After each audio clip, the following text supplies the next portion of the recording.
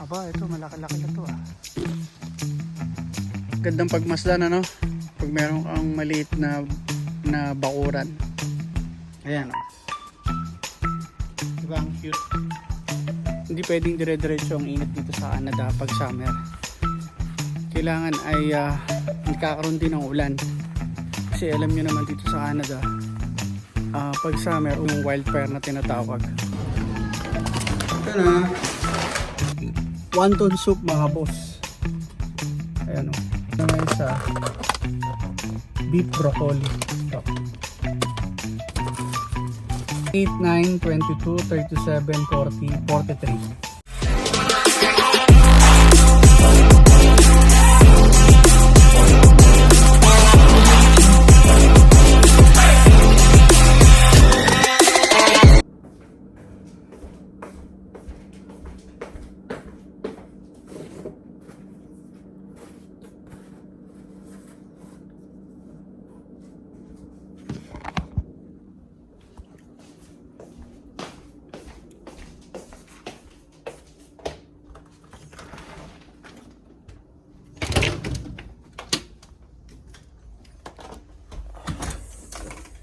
Ang init.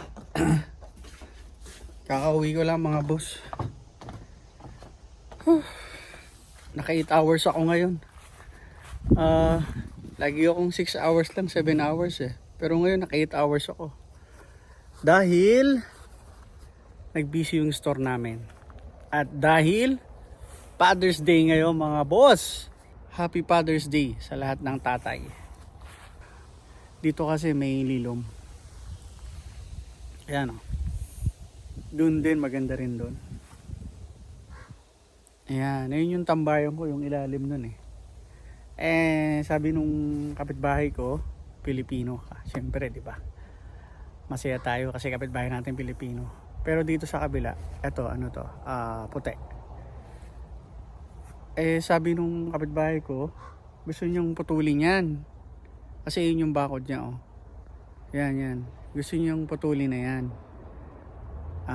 Kinausap niya ako one time. Sabi niya, Boss J, putulin ko yan kasi lampas na sa inyo. Nakakahiya ta. Sabi ko, hindi. Huwag mong putulin yan. Kasi malaking tulong sa akin yan. Kasi ginagawa akong pahingahan yon. At pag naglilinis ako ng sasakyan, doon ako napwesto. Diba? Napakalaking bagay talaga ng puno. Ano? Titignan ko itong mga bunga ng mansanas ko.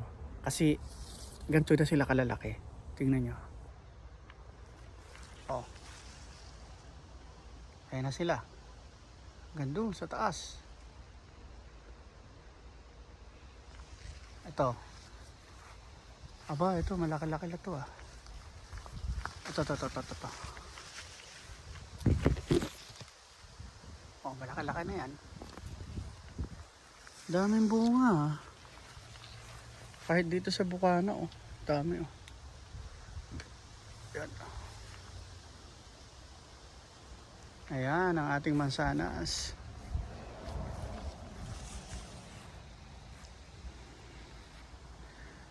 Gandang pagmasdan ano. Pag meron kang maliit na bakuran. Sarap tumambay. Ay, ito, humiga na sa sa damuhan. Ayan. Kung ganun lang kadali magpatubo niya sa Pilipinas, malamang.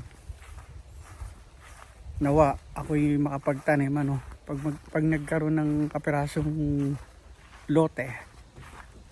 Patokan muna tayo.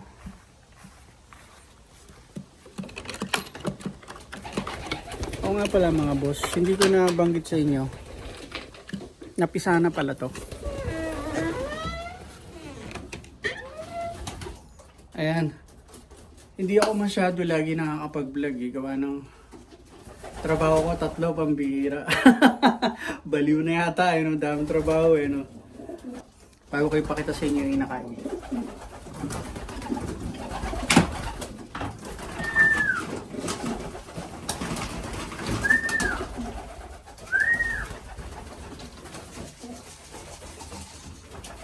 Alam yung marami itong patuka. Andyan oh. Nakababad dyan, dinamihan ko na talaga.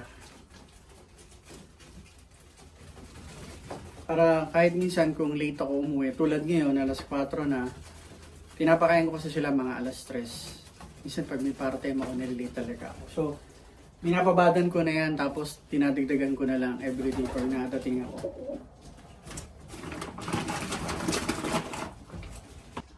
Ayan o. Diba ang cute? Tapos dito, silipin ko kung meron din ako dito eh.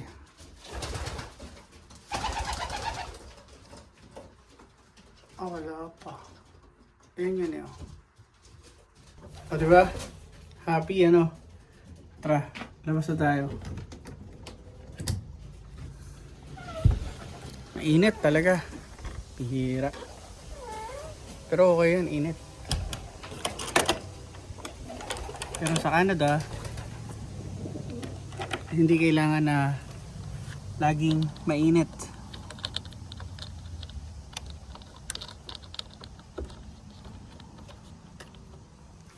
Hindi pwedeng dire-diretso ang init dito sa Canada pag summer.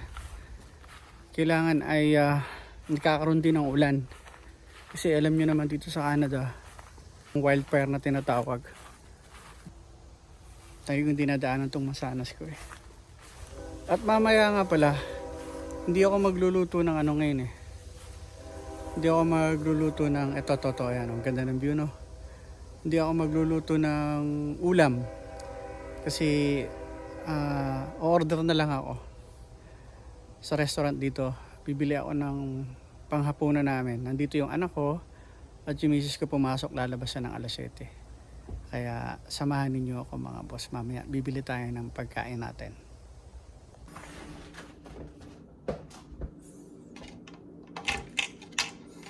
Ito na lang.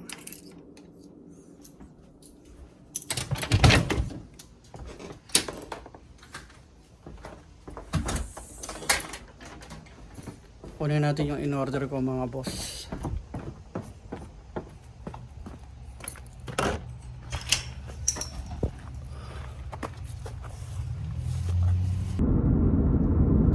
Yan, ang ganda ng view ano.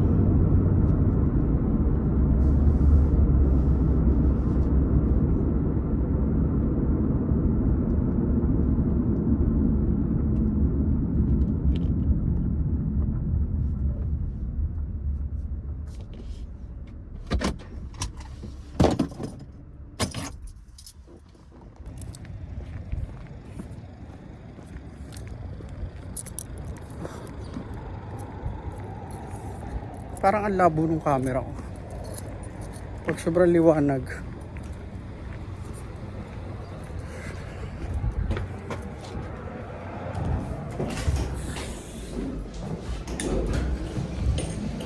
For pick up.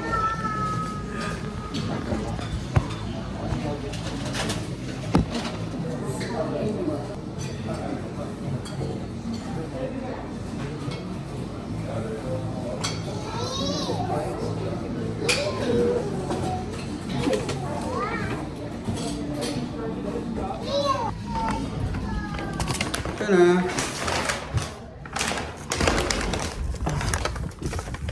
Dala ko na mga boss.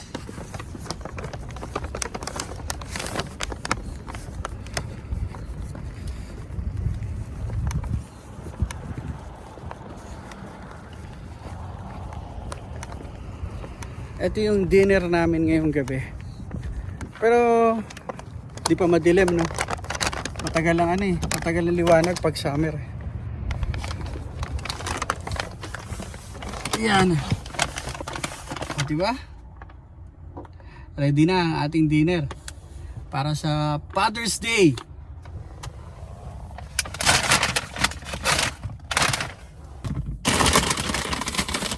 Check muna natin yung ating in-order.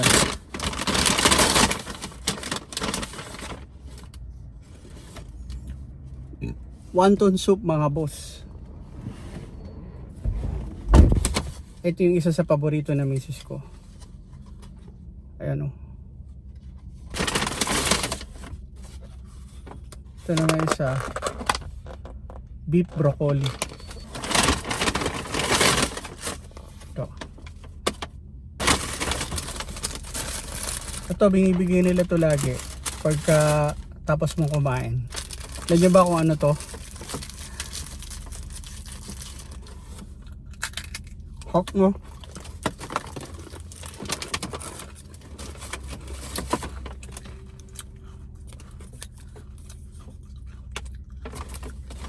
Meron to mga lucky number. 8, 9, 22, 37, 40, 43. Di ba?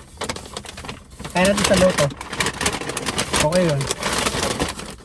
Ito saan ako? Chicken fried rice. Tsaka chicken wings.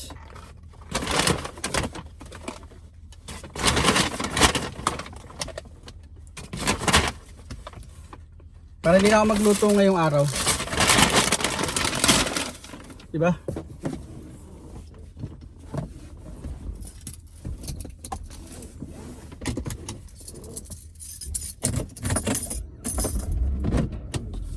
Let's go!